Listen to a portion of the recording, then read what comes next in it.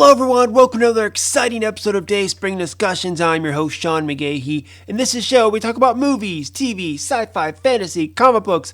If you geek out about it, we're going to talk about it. You can listen to Dayspring Discussions on iTunes, YouTube, Spotify, Podomatic, Google Podcasts, wherever, guys. While you're there, go and rate, review, subscribe, then head on over to the Facebook group and Twitter account and join in the discussion. Well, hello everyone. It is a sunny Monday here in Austin, Texas. Hope you guys had a good weekend. I enjoyed myself quite a bit, actually. Of course, football's back, so I know a lot of people besides me are excited about that. So Saturday, I watched my Notre Dame Fighting Irish play Duke and win, which was great. And then yesterday, watched my Indianapolis Colts fumble a game by the Jacksonville Jaguars and lose. I was a little disheartened by that, to say the least. So I really didn't watch any other football after that. But it was just fun, watching it again and having it back. One thing I did do, though, yesterday, kind of something I've been meaning to do for a while, is I went through and I categorized all my media. And by that, I mean I had some DVDs that I needed to put back into rotation.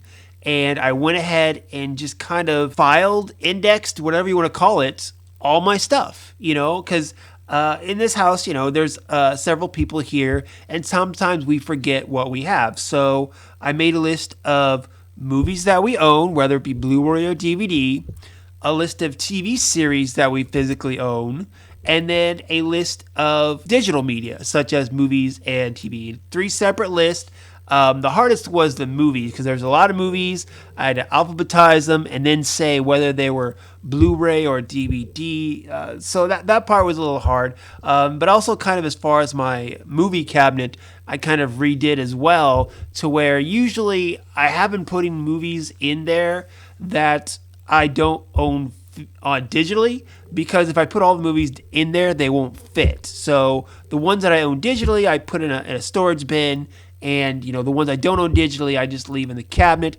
Instead, I'm doing franchises. So I have a row of Marvel, I have a row of DC, then I got some Lord of the Rings, some Star Trek, all kind of like franchise movies that are multiple installments of them.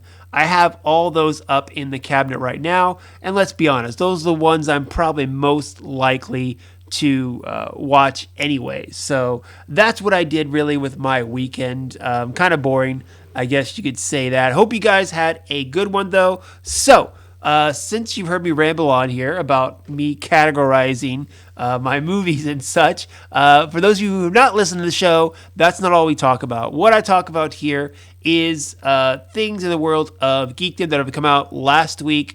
And if you want to find all the topics, you can either head over to the Facebook group, Dayspring Discussions, or go over to Twitter, Dayspring Discussions, and I have all the stuff there we can actually talk about and discuss online. What I do here is kind of hit up the highlights as fast as I possibly can, because I know, you don't want to sit here and listen to me ramble on for, hours upon hours, which I could, given the right topic. But I kind of hit the highlights, the stuff I have the most to say about, and then you guys fire back, of course, on the social media groups, and of course, all the comment sections of where you can find this various episode at. So, without further ado, let's get into it. And I usually like to start off with a little segment I call What's Got My Interest. It's usually what I'm reading, what I'm watching, kind of what I've been taking up my time, so to speak. Now, of course, I did the usual stuff this weekend.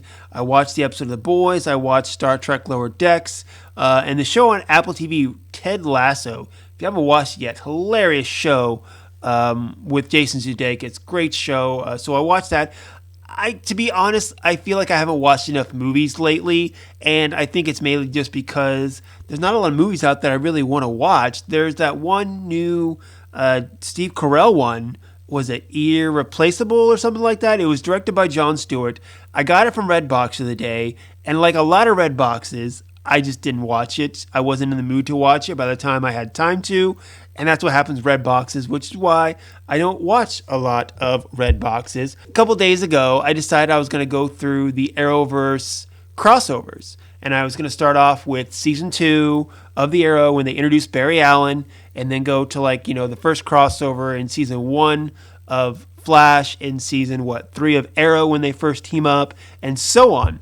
But I got hooked on watching Flash, and I watched almost all of season 1. I'm on season 2 right now, and I forget how good this show was. Not, it's now it's one of those shows that really doesn't hold my attention. It's not even my favorite Arrowverse show right now. But this show, the first 2 seasons, I remember being so good, and really it is. I mean, that season 1, it just pulled me in, and I couldn't resist just watching it. I'm in season 2 now. The introduction of Patty Spivot and Zoom, just some great stuff. I remember how great this show used to be. Same thing with Arrow. The first 2 seasons of Arrow were great. Then it kind of started to sputter a little ways. And with all the shows, it's touch and go. But I got sucked into rewatching The Flash, so that's kind of what I've been watching these last couple of days. All right, guys, full confession here. I just paused my recording for a little bit because my daughter had to use my computer for her therapy.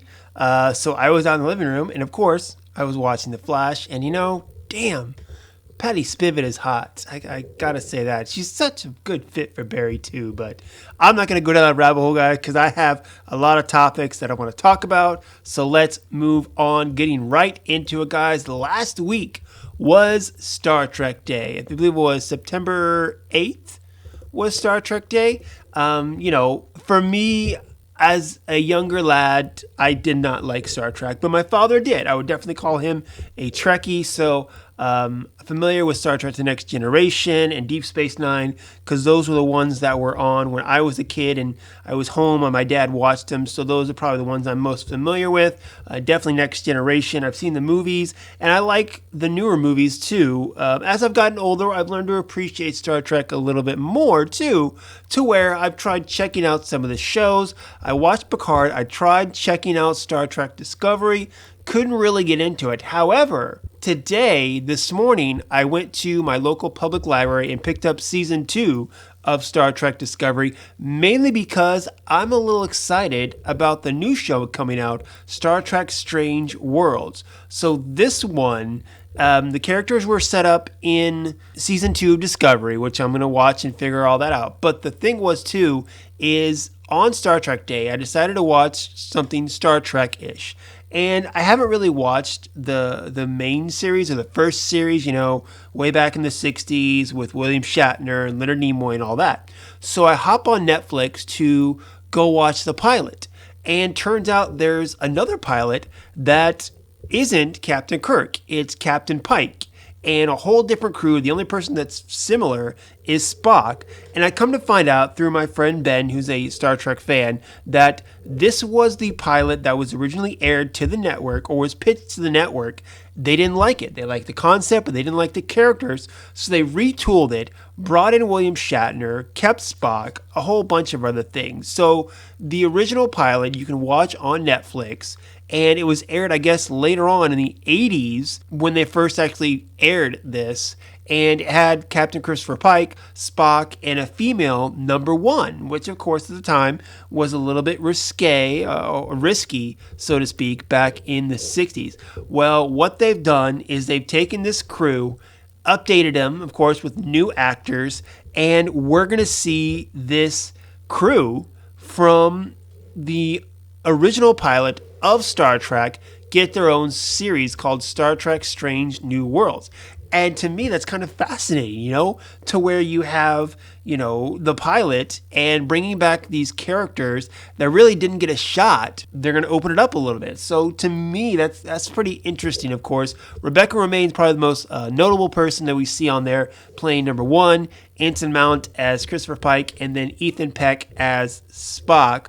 It's a show that, I want to check out. It looks interesting, especially after watching the unused pilot of Star Trek, the original series. Of course, updating everything looks pretty cool for that. So I am interested in checking out this show, which is why I plan on checking out season 2 of Star Trek Discovery this week.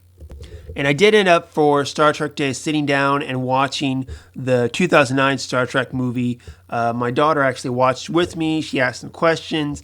I don't think she loved it, but she seemed a little bit interested to where we at least finished the movie. So I will give her that. And for me personally, I'm a fan of the Kelvin timeline. I can go back, I can watch a couple episodes of Next Generation and some of the other stuff, but really my interest is in the Kelvin timeline, both in the movies, but also in the comic books by Mike Johnson. I read the whole series and I really enjoy that too. So more of a Kelvin timeline guy. The Green Lantern crossover they did was really cool. So that's awesome. With Picard, season 1 was okay. Picard, I have issues. I don't know if I'm going to watch season 2 because honestly, I don't think there should be a season 2 given how season 1 ended, or in my eyes should have ended. If you want more on that, hit me up. I'll be glad to go in more lengthy discussion about that. But with Star Trek Day being last week, you got to look at, kind of the condition of the franchise, what it is. It's probably better than what it's been in a long time. And, you got to really thank J.J. Abrams and his crew for kind of rebooting it back in 2009 with the new film. The films have been lagging a little bit, but really Star Trek started off as a TV show. And when you look at the TV series, you have 2 series on air. You have another one on the way. You have an animated series. I believe there's a second animated series on the way. So the franchise is better than it's been in quite a few years. Not as good as some other franchises, of course, but I think it's in good shape, to be honest, depending on, how where they go from here, I guess you would say. Some older Star Trek fans not happy with the current Star Trek direction, but people are going to be happy no matter what you do. And it's still around, it's still kicking. Where it goes from here, I guess we'll just have to wait and see, guys. But fire back, of course. Let us know if you celebrated Star Trek Day. What did you watch? Are you interested in this new Strange New Worlds? What's your favorite series? All that stuff. Fire back, of course. Facebook group, Twitter account, dayspringdiscussions@gmail.com. Okay, switching gears now to the other side of the Star Pond. Star Wars, that's right, my forte, if you will, being a Star Wars connoisseur. Growing up, I was always Star Wars, Love Star Wars, Star Trek versus Star Wars. That's just how it goes. But, I think in today's culture, you can be a fan of both. Of course, you're always going to have a person like myself who likes one more than the other, but also you have those people out there that are Marvel and DC. The Marvel's better, no, DC's better. Yes, one can do one thing better, but just because you like Marvel movies doesn't mean you can't like a couple of DC movies. I always get asked that question, what I'm a fan of, and I say both, because you can be a fan of both, like you can be a fan of many, many things, and that's just how it is. And I just happen to be a bigger Star Wars fan than Star Trek fan, and other things as well. But anyway, Mr. Ewan McGregor himself, as we know, is coming back to play Obi-Wan Kenobi in a Disney Plus series. They announced it, I believe it was last year, at D23. Now, allegedly, I thought they were supposed to be filming this spring, to where I was hoping to get some footage at last month's Star Wars Celebration that was supposed to happen. That did not. Oh well. But of course, COVID, as it did with everything in the world, kind of threw us all for a curveball. So Ewan McGregor was on the Empire podcast, and he was talking a little bit about the series. A couple of things that we learned. Number one, they're planning on shooting it this next spring, so production got pushed back about a year or so for that. Also, it's not going to be a full series. Allegedly, it's going to be a mini-series with one season, kind of like what HBO did with Watchmen, not like they're doing with Mandalorian on Disney+. It's just kind of a one-off is what it is. And in the podcast, he was talking more about kind of his experience with Star Wars, and a couple of interesting things that I picked up on. Of course, talking about kind of the reception of the prequels. To me, Ewan McGregor, hands down, was the best thing about the Star Wars prequels, as I think a lot of people feel the same way I do. His performance as a younger Obi-Wan Kenobi, mixed in with what I saw in Star Wars Clone Wars, has made Obi-Wan Kenobi my second favorite Star Wars character next to Luke Skywalker. So of course, I'm all about an Obi-Wan series taking place between the events of Revenge of the Sith and A New Hope, talking about how Obi-Wan, of course, is doing his thing in the desert, looking after Luke, and what was he really doing for those 19 years? Did he run into trouble?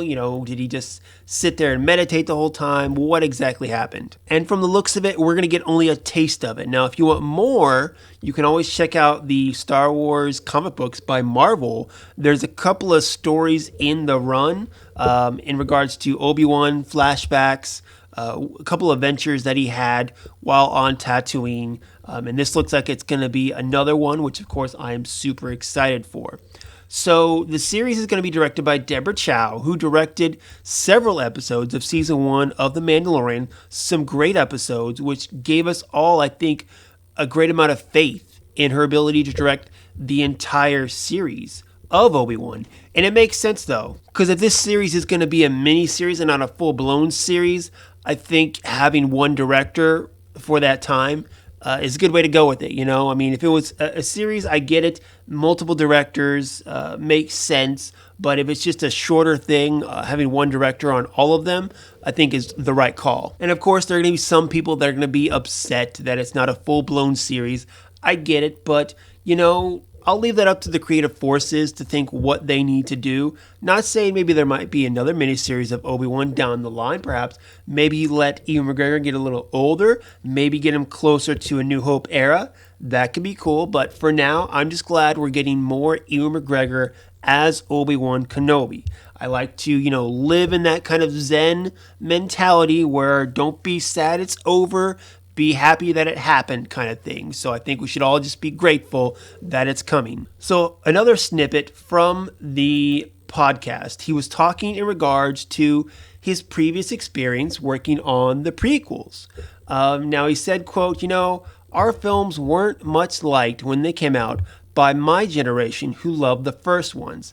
I think people of our generation wanted to feel the way they felt when they saw those first 3 movies when they were kids, and George wanted to take our ones in a different direction. He had a different idea. It was tricky at the time, I remember, but now, all these years later, I'm really aware of what our films meant to the generation they were made for, the children of that time. They really liked them. I've met people who, they mean a lot to them, those films, more so than the original 3, and I'm like, are you kidding? So this is kind of really what I want to focus on in this is the perception of Star Wars. Because 2 days ago, I think it was, on Twitter, there's always battles on Twitter about Star Wars. And of course, everyone loves to hate on the Disney era Star Wars. But it's just so funny because people who are in their 20s, early 20s, perhaps even mid 20s, maybe even late 20s, I don't know. They were little kids when those first Star Wars movies came out. The prequels came out. I was 15 when The Phantom Menace came out, 18 for Attack of the Clones, 21 for Revenge of the Sith. And I remember those films, and I was kind of on the cusp because since then I've met people who were a few years younger than I am, maybe anywhere between, 5 to 7 years younger than I am, that really like the prequels. My friend Maggie has an affinity for a young Hayden Christensen, to say the least. And there is definitely something where when you watch those movies, you can see what Lucas was trying to do. I think he failed on a lot of things, but story-wise, you could see what he was trying to do. A little thing that I always say is the prequels were a great story executed poorly. Whereas the Disney films, the recent ones we got, was a poor story executed well. Say what you will about them as a whole, but obviously, recent news from Daisy Ridley shows that really, it was kind of playing everything by ear, if you will. I think from what I got from Ridley's comments, though, was kind of what I thought was that The Last Jedi came out, completely split the fan base, unlike Rogue One or The Force Awakens, which everyone really liked. And so Disney got scared, and they did what kind of Warner Brothers did when, they kind of hit a couple of speed bumps. They tried to shift directions, can change up their game instead of really following through with their overall plan. And people say, oh, they never had a plan. They never had a plan. There was a plan, okay? I think there was a plan, especially when you look at Daisy Ridley's quotes that, yes, originally Rey was a nobody. But what happened?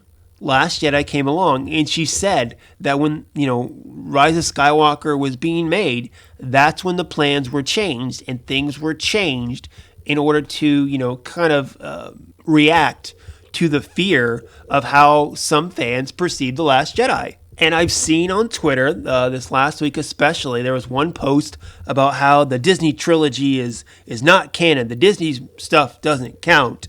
And, it's expanded universe. It's not my Star Wars, blah, blah, blah. Look, I wasn't thrilled with, The Force Awakens. I think it's okay. I really like The Last Jedi, but I really don't like The Rise of Skywalker, okay?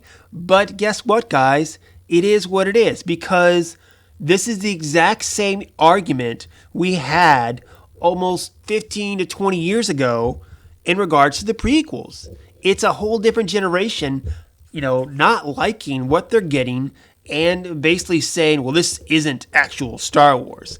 It is actual Star Wars, okay? It was made by Lucasfilm, okay? And that's Star Wars, okay? That is what counts.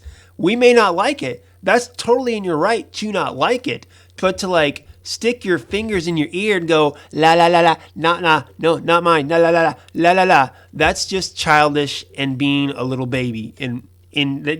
Come on, guys, let's all grow up a little bit here, okay? So you go back to this quote, of course, by Ewan McGregor about how there are adults now that grew up on the Star Wars prequels that really enjoy them. Now, I'm not going to say whether they're great or not. To be honest, the only one I can really stomach getting all the way through is Revenge of the Sith. But I will say, through the Clone Wars and other prequel material such as books and comics that have come out, I've learned to appreciate them more than when they were just standalone films. I get more out of them based off supplemental material. I will say that. So they've become a little bit more enjoyable for me. Not as much as, the original trilogy or say The Last Jedi. But I will say that Revenge of the Sith does come above The Force Awakens for me. So really, it's about the Star Wars fan base, and I talk about this quite often, too often, I think, about these people that, they rag on, how Star Wars is doing. And there are other fans that rag on how Game of Thrones ended, and there are other fans that rag on Star Trek, and I get it. You don't like it, and that's fine, if you don't like it. But to say it doesn't count, and if you start GoFundMe pages to say you want to remake The Last Jedi, I don't know really what to tell you except for the fact that I think you need to check reality a little bit here. We're not talking about fake news, we're talking about facts and reality. And if you want to make better Star Wars, go to film school, sign up for Lucasfilm, get in the room, and pitch your ideas for a better Star Wars. I think in this article, McGregor's comments, there are kids out there that are watching Star Wars for the first time right now. My daughter, her trilogy is going to be this trilogy with Rey. Her number one character to think about is Rey, and I'm fine with that. She can grow up and think about whatever she wants about it. That's fine, but that's going to be in 10, 15 years.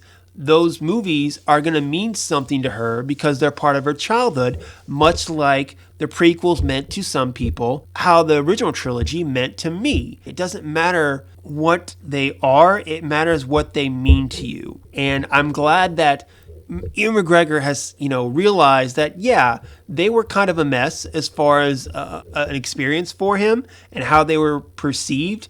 But somewhere out there, a lot of people, it seems like, got a lot of joy out of it. And I think he's realizing That's what wasn't important. Of course, I'm sure you guys have lots of comments as far as me talking about that and in regards to the prequels and the Disney films and whatever. Look, say what you will. We all have our own opinions, and that's fine because that's what they are. They are opinions. We all have them. So fire back, of course, Dayspring Discussions Facebook group, Twitter account, and dayspringdiscussions@gmail.com, guys. I can take the hate. All right, guys, and my last story for today. So this weekend, in between watching football, I tried to check out some day 2 action of DC Fandome. So for those of you, of course, didn't know, DC Fandome that originally, started a couple weeks ago, they did a day 1. It was originally supposed to be just one 24-hour experience, but they realized they had so much content, I think,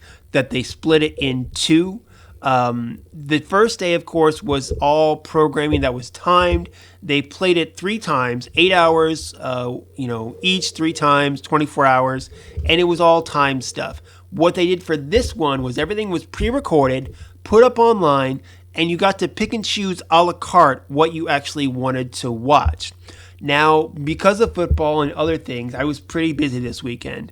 I meant to, check it out Saturday night and then watch a little Sunday morning. So Sunday I got up, and before football, I had a couple of hours before the stuff was going to be offline at noon Central Time. So I went through and I watched the Harley Quinn panel. I watched Superman and Lois panel. I wanted to watch the Stargirl panel. I didn't get to that. They had a Titans and Flash panel that was extended from day 1, but since I saw the original one, I decided to pass on that.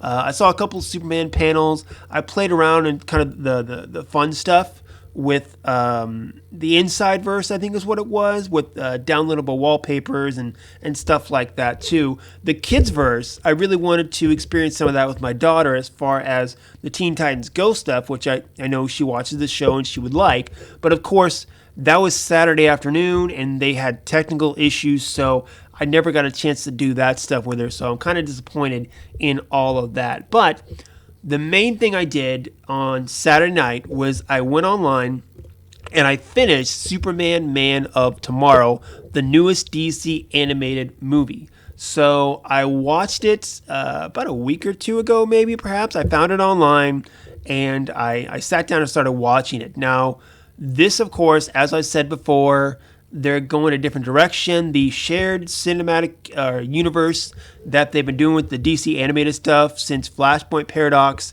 ended with Justice League Justice League Dark Apocalypse War, and they're starting something new. Whether this is going to start a new animated shared universe, I don't know. But in any event, they started off with Superman, which, I'm a big Superman guy, so I was excited for. When I sat down a few weeks ago, I watched it on my computer, and I really wasn't into it, to be honest. I couldn't get into it, so about halfway through, I turned it off. Now they were going to show it on DC Fandome. You can watch it whenever you want it within a 24-hour period. So I hopped on my actual smart TV, brought up my browser, watched it on my actual big screen TV, in a good quality, thinking, okay, it's Superman. I got to give it a chance, right? I got to give it a chance. And to be honest, it was probably one of the worst DC animated movies that I've seen in a while, which saddens me because number one, it's Superman, of course, one of my favorite characters. And also the director, Chris Palmer, he's directed several episodes of Voltron Legendary Defender on Netflix, which I love that animated series. So it disappoints me that I was disappointed in this animated movie. It was just, I think I couldn't engage in it, I couldn't get into it. The part at the end where they pretty much just turned Parasite into Godzilla. I'm spoiling stuff, but I mean, it just, no thanks. I could try to bring up maybe a couple of details, but I think, they try to do their own thing. They didn't try to draw off any particular thing. And with Superman, he's got a lot of really good origin stories, whether it's, John Byrne's Man of Steel origin, my favorite, Jeff Johns' Secret Origins. You also have Superman for All Seasons. You have Birthright, which I'm not a huge fan of, but there's a lot of Superman origin stories out there that I feel like if they would have drawn more from, would have been better than just making something up with this, where you start off with Lobo as your villain and then move to Parasite. I'm really disappointed in this one, to say the least. So if you haven't checked this out yet, I would say skip it and just move on to something else. Go back and rewatch some other Superman stuff. It always bums me out when I don't like a Superman movie. Okay, and lastly, one thing I want to briefly talk about. Like I said, I did check out the Superman and Lois panel because we're talking about Man of Steel here. I want to keep on this guy and say that I have not been fully impressed with the Arrowverse's versions of Clark Kent and Lois Lane. I don't think I hate them, but they're not at the top of my list, not top 3 in either one of the categories, although we've got a small sample size of them, so I try not to judge. But I will say it's a Superman series, so I was curious about it, so I wanted to check out the panel, and some of the things they were talking about made me a little more excited. And I think the thing that's got me most excited about this is kind of what's got me excited about the comics the last couple of years, where they've allowed the characters to evolve. That's one thing I don't like about being a comic book reader is it seems like you always have to get them back to the status quo. Going back to, say, Spider-Man years ago, right after Civil War, they had Brand New Day, where Peter Parker before that was married to Mary Jane, and they were going to have kids or had a kid. It was a miscarriage, something along those lines. But they did a reboot and basically took him back to the status quo, which was him, single, photographer for the Daily Bugle, being Spider-Man, And as a guy who, has been a long-time comic reader, sometimes reboots can kind of get on my bad side just because, you're going backwards instead of going forwards, and that can get to me sometimes. So what I love is, first off, I didn't like Superman, the New 52 Superman, was not a fan of. So when they kind of killed him off and brought back Superman from really the post-Infinite Crisis, kind of John Byrne Superman, if you want to call him that, gave him, Lois, him together, married like they were before New 52, and they had a kid, a little boy, Jonathan, who became the new Superboy. And, again, I'm a father, so having him teach his son, or them teaching their son, their child, about the world and how to deal with it was something I could relate to. Much like they did a miniseries for Spider-Man, Renew Your Vows, which is what if Brand New Day didn't happen? They had a little girl, I'm not a big Spider-Man reader, but I read that because it allowed the superhero to evolve and grow up. And much like I have grown up, physically, mentally is another thing, I could relate more to that. So I enjoyed that, much like I enjoyed this. And that looks like what they're doing with this series with Superman and Lois.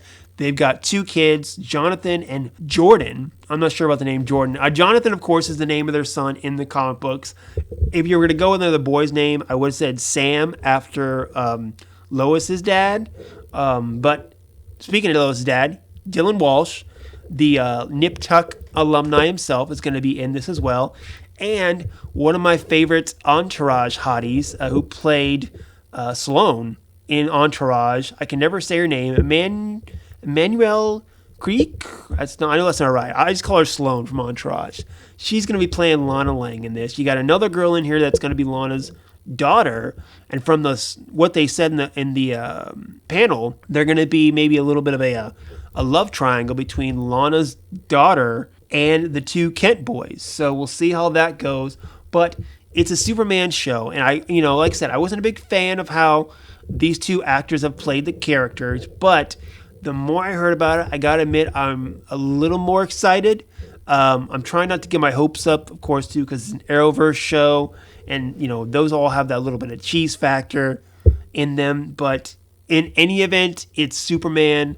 I'm gonna check it out, and it's just gonna be another one of those Arrowverse shows that I watch. So, but what did you guys pick up on DC Fandome this time around? I know there are a lot of stuff I didn't check out nearly enough that I wanted to. Time was limited. I just kind of, pick and choosed and kind of did a few things. But if there's something else you want to talk about in regards to DC Fandome, fire back, let me know. Did you check out Man of Tomorrow? Do you feel the same way I do? Did you not like it? Did you like it? Of course, Facebook group, Twitter account, Dayspring at gmail.com. And that is going to be it for me today, guys. So, what do we have going on this week? I don't think there's a lot, actually. I think we're all really just kind of waiting for that Mandalorian trailer to drop, actually. We got, some Entertainment Weekly pictures. We got a start date, and it comes out next month. So I think we're all just kind of waiting around for that to happen. There was a story in regards to an Ant-Man 3 casting. I'm not going to spoil it for you. If you want to jump on the Facebook group and Twitter, you can check that out. If it's a slow news week, maybe I'll mention that on next week's episode. We'll wait and see, guys. But like I said, if there's anything you want to talk about, you can go over to the Facebook group and Twitter account. If it's not posted up there, post it yourself, guys. Please, I post a lot of stuff. Interact, discuss. That's what it's all about, guys. That's what I love, and that's why I love doing this show, sharing my opinions with you. You have to share your opinions with me, and that is called a discussion. So that's going to be it for me today, guys. Have a good week. Have a good life. And as always, may the Force be with us all.